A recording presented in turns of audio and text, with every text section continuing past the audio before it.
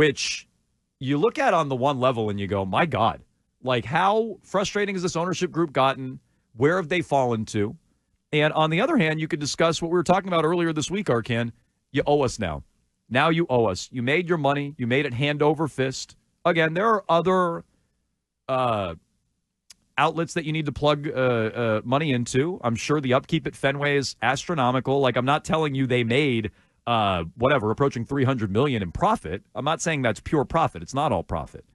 But the $500 million in revenue versus $219 in payroll, 44%. It's a pathetic number. It's 20th in baseball. And, the Yankees weren't much better, 47%. So if we were doing a show in New York, we'd be saying the same thing about the Steinbrenners that we're saying about FSG. But at least we can say for them that they're third in payroll.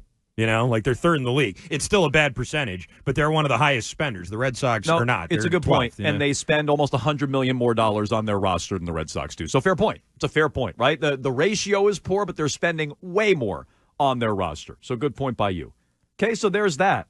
Then I'm reading Pro Football Talk last night. I set that aside. I go, that's interesting. I mean, we all know it, but here are actual numbers for FSG and John Henry. What they're investing in their team, what they're not investing in their team, revenue generated. They're still a cash cow. People show up to Fenway Park and watch these games regardless, okay? So I don't want to hear about the model in baseball and how they're losing money. $500 million revenue. That's the number, okay? So I set that aside. Then I'm reading Florio last night. Mike Florio has numbers from the Packers, who are publicly owned. It's a publicly owned team. So they have to open up their books. We know their numbers. We have no idea what Robert Kraft generates for revenue. We can guess, but we don't know. We know what Green Bay generates. Mm-hmm. The Packers had $403 million, almost, 402.3, I should say, in national revenue. That's the payment list that goes to every team. So we know what the Patriots generated in terms of national revenue. That's a shared number. Almost $13 billion divided by 32 teams comes out to $402.3 million per team national revenue per year. That's a 7.5% bump from a year ago when the national revenue was just under $12 billion. It's also $127 million lower than last week's report of $13 billion, so a little under $13 billion. The Packers had total revenue of $654 million when you account for local revenue.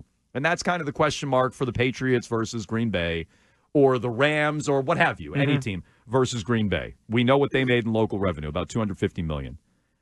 Still, despite a 44% million increase in revenue, profits dropped for the Packers. They spent more on their roster. They still made $60 million in profit, according to CEO Mark Murphy, which is, quote-unquote, fairly high range historically, according to Mark Murphy. So, Patriots still have the most cap space in football. They barely spent on anybody outside of their roster. They make a ton of money. The Red Sox barely spent on anybody outside of their roster. They make a ton of money. Who's the more frustrating ownership group, Arcand? Is it Robert Kraft with his, 600-something in revenue last year, who knows what in profit, or John Henry, his 500 whatever revenue, who knows what in profit. Neither one spends enough on his roster. We know they're both making money. Who's the more frustrating ownership group? I legit agonized over this because they're both so frustrating. Like, it's hard to pick. It's hard to pick one or the other, and it took me a while to really come up with a reason here. But the reason I'm going with the Patriots is simple. It's because at this point in the respective ownerships, you're looking at in the Krafts, group that has had the team through good and bad, mostly good, and from the good times, they were considered the standard of the league for basically 2 decades. The Red Sox, you can't say that about. The Red Sox broke a curse. They won. There was other teams that sort of won in between. They never were really a dynasty. There were other teams that were sort of dynasties around them. They did pass the Yankees, but it wasn't like the Patriots where everyone sort of looked to them as the standard for how to run your team, how to draft players, how to do everything. I mean, it was really, they sort of set the bar, and the Red Sox never did. And the fact that the Krafts had such a slap-ass progression and succession plan is what I meant to say there, of going from Tom Brady to whatever and Bill Belichick to whatever, and now we're sort of left with this scrap heap of a team. At least with the Red Sox, I don't feel great about them eventually reloading, but that's sort of what they've done over time. Like, they've cheaped out, then they reloaded, then they let someone spend, and then they sort of cheap out again, and kind of run like the Marlins used to do back in the day, like when the Marlins would win the World Series, sure, and then trade all their good players. Like, that's that kind of crap, which I don't like. But at least I'm like sort of used to it and accustomed to it. I'm not accustomed to this yet with the Patriots, and because of that, you still have Robert Kraft coming out like he's the everyman fan. Like, he really cares about the team, and money's no issue, and we didn't get Calvin Ridley because of finances. No, of course not. It's his girlfriend wanted to live in Tennessee or whatever the hell he said. And, stuff like that. So when you sort of see one group disappear from that and back away from that whole thing, which, let's be honest, John Henry never really was about that stuff to begin with. He was always riding in to save the day. He wasn't a Boston, like a fan of the Boston teams. He said as much. He was a Stan Musial guy.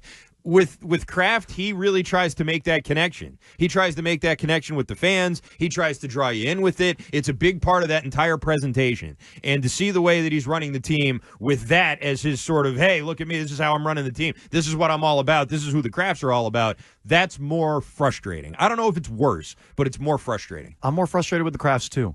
And Arcand, you said you agonized over it. We are, once again, we find ourselves in the extreme minority. Really? It's been going on all week. I've been not looking at the poll results because I want to be surprised by them. Whose ownership group or which owner in town, rather, are you more frustrated with? Robert Kraft or John Henry? It's a runaway more frustrated with the Red Sox. I can't believe that. And I'll tell you, and we'll update specific numbers coming up and give you some, you'll hear from people coming up as well. But at bare minimum, it shouldn't be that big of a gap. It is an agonizing decision. Again, there's, I'm sure, $600+ million in revenue last year for the Patriots. Bare minimum. Who knows what their profits are? The Packers made over $60 million in profits last year. They spent more on their roster than the Patriots did. And so I'd imagine the Patriots made more in profits. And yet they tell you it's not about finance, not signing Calvin Ridley. They'll tell you that, football's a hard business and this and that, and we have other businesses to worry about. Same thing with John Henry, who made over $500 million in revenue last year and is 12th in payroll, despite being 4th in revenue generated. And so they're both frustrating. It should be close. So my real gripe would be with the gap in those results, but I'm more frustrated with Robert Kraft right now. Right now. If in 2 weeks, Arcand, the trade deadline hits and the Red Sox have done nothing, and I mean nothing, or they sold or something like that, then I reserve the right to change my mind to be outraged at what they do at the deadline. And maybe I'm giving them too much of a benefit of the doubt. Maybe I'm high off the fumes from the All-Star game last night. I'm loving Jaron Duran taking home MVP. The team's been playing well. Maybe I'm blinded by that. I admit that, maybe. But right now, I feel better about Red Sox ownership than I do about Patriots ownership. And I'm more frustrated by Robert Kraft, who did nothing this offseason, than I am about John Henry, who did nothing last offseason. But now I look at the team and I go, all right, maybe they were onto something. I'm frustrated they didn't pay, but at least their team is good. Yeah. I don't know that Robert Kraft's plan is going to work. I don't know that his team's going to be good. I'm more bullish on him the most, and I have him for 6 effing games. So I'm more frustrated with Kraft than I am with Henry. It definitely shouldn't be that big of a gap. You can vote at Jones and Mego. You can dial us up, 617-779-7937. And I want to know, will you flip if the Red Sox make a big move, like the inverse of what I just said? For all of you voting Red Sox, will you change your mind if Henry invests at the trade deadline? Again, 617-779-7937. Real quick, Arcand, because we got a lot of this on social media, various feedback. Matt says the Patriots for sure. At least John Henry has told fans he's not spending money. He's been honest. Jason True. says, I mean, again, that's what makes it more frustrating. Maybe that's not worse. Like, it's worse to just say I'm not doing this. But what's more frustrating when you act like